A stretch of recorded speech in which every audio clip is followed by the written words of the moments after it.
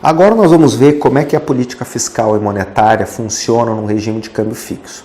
Notem que no regime de câmbio fixo nós não temos autonomia da política monetária. Esse é o principal corolário. Por que nós não temos autonomia da política monetária? Porque agora não é tudo o que acontecer em termos de variação de estoques de ativos estrangeiros na economia, vai ter que ter uma resposta da autoridade monetária para garantir que o câmbio fique fixo. Então a política monetária vai ficar a reboque do que está acontecendo em termos de oferta e demanda de ativos em moeda estrangeira no setor privado. Então, para poder compreender melhor como é que vai funcionar a política monetária, vamos usar no nosso arcabouço a ADD e vamos imaginar o seguinte, vamos imaginar que a economia está operando no ponto 1. E o governo decide estimular a economia expandindo a oferta de moeda.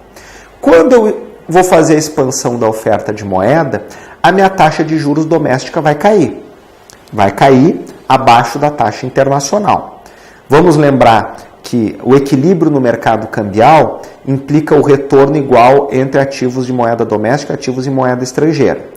O retorno medido em moeda doméstica do ativo de moeda estrangeira é igual à taxa de juros estrangeira, R estrela, mais a variação esperada da taxa de câmbio.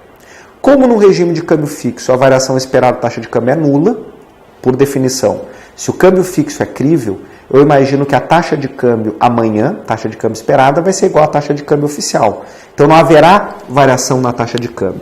Isso implica que o equilíbrio no mercado cambial será aquele na qual a taxa de juros doméstica se iguala à taxa de juros estrangeira. Então, se eu aumento a oferta de moeda tudo mais constante, eu reduzo a taxa de juros doméstica abaixo da taxa de juros estrangeira. Quando isso acontece, vai aumentar a demanda por ativos denominados em moeda estrangeira que vão estar mais rentáveis.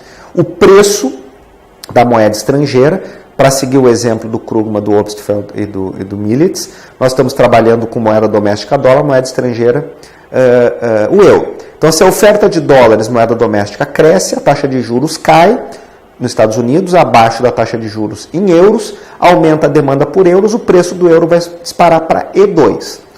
Como o governo quer manter o câmbio fixo, $1, €1, por exemplo, o que ele vai ser obrigado a fazer? Ele vai ter que contrarrestar o aumento da demanda por euros, aumentando a oferta de euros. Só que para aumentar a oferta de euros, ele vai vender os euros que tem em reserva para o mercado e vai retirar os dólares que ele havia colocado no início. Então, lá no início, o governo injetou dólares, o Banco Central injetou dólares, reduziu a taxa de juros, só que o resultado disso foi uma pressão no mercado cambial. Para eliminar essa pressão no mercado cambial, ele vai vender euros, que vai significar reduzir dólares. Então, enquanto a taxa de juros nos Estados Unidos ficar menor do que a taxa na Europa, R for menor do que R estrela, haverá pressão no mercado cambial, o Banco Central vai ser obrigado a vender euros, moeda estrangeira, e o estímulo dado originalmente vai ser revertido. Se ele quiser manter o câmbio fixo. Nós vamos ver na sequência que se ele desejar manter a economia operando aqui, ele vai ter que aceitar uma desvalorização cambial, mas isso nós vamos ver na sequência. Notem, portanto, que a tentativa de estimular produz um desequilíbrio no mercado cambial que vai ser revertida. Então a moeda torna-se, a política monetária torna-se ineficiente para tentar estimular a economia, né, se eu quiser manter o câmbio fixo. A política fiscal já é diferente. Nós vamos ver que a política fiscal torna-se super expansionista. Por que ela torna-se super expansionista? Vamos imaginar que a economia parte de E1 e a autoridade governamental fiscal, ela decide ampliar gastos e reduzir impostos. Isso amplia o produto e amplia a demanda por moeda. A ampliação da demanda por moeda vai elevar a taxa de juros. Na medida em que eleva a taxa de juros, R vai ficar maior do que R estrela, euros vão querer se converter em dólares. Haverá um excesso de euros e o preço do euro tende a cair. Nesse contexto, mesmo que originalmente a autoridade monetária não tivesse interesse em expandir a oferta de moeda, ela vai ser obrigada a comprar estes euros e quando ela compra euros dos bancos, ela joga dólares, moeda doméstica, na economia. Então a política monetária vai ser expansionista. Então no regime de câmbio flutuante, o equilíbrio de curto prazo seria Y2.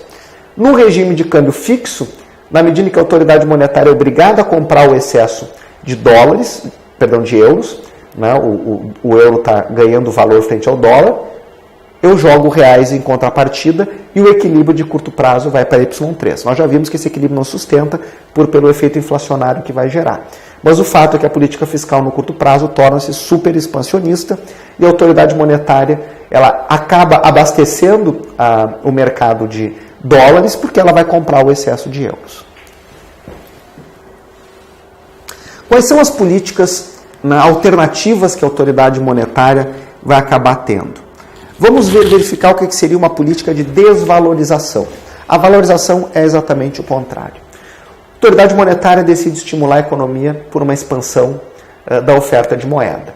Nós vimos que essa expansão reduz a taxa de juros doméstica frente à internacional, aumenta a demanda por moeda estrangeira e há uma pressão pelo aumento do preço da moeda estrangeira. Para manter a taxa de câmbio em E0, a autoridade monetária teria que vender moeda estrangeira e vai retirar a moeda doméstica. A curva A voltaria. A alternativa é deixar a taxa de câmbio se acomodar num novo patamar, em E1, e refixar o valor da moeda em E1. Então vamos imaginar que aqui fosse $1, €1, né? Eu vou expandir a oferta de dólares, haverá uma queda da taxa de juros, o preço do euro vai disparar, digamos, para 1,50.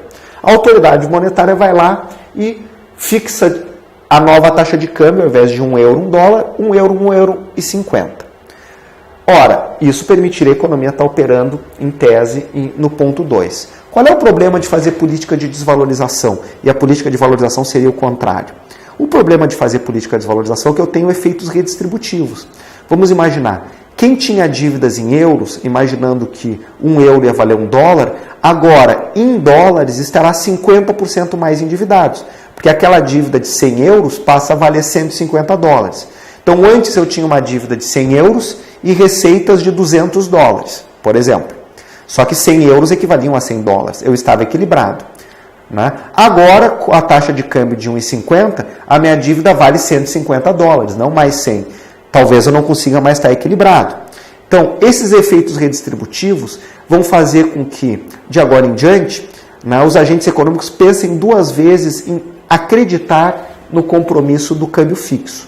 Porque a essência do câmbio fixo é acreditar que a autoridade monetária fará ajustes macroeconômicos, mesmo que dolorosos, mesmo que implique aceitar taxas de desemprego elevadas por longo período de tempo, para manter o câmbio fixo sempre.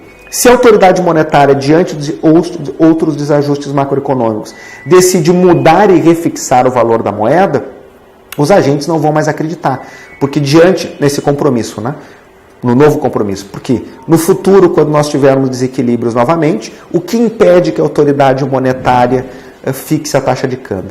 Então, a taxa de câmbio fixa é um alvo, por definição, fixo. Se a autoridade monetária ficar desvalorizando ou valorizando esse alvo ao longo do tempo, os agentes vão começar a não acreditar mais naquele compromisso e a razão de ser, de fixar a taxa de câmbio para estabilizar os preços domésticos e os preços relativos, começa a perder vitalidade.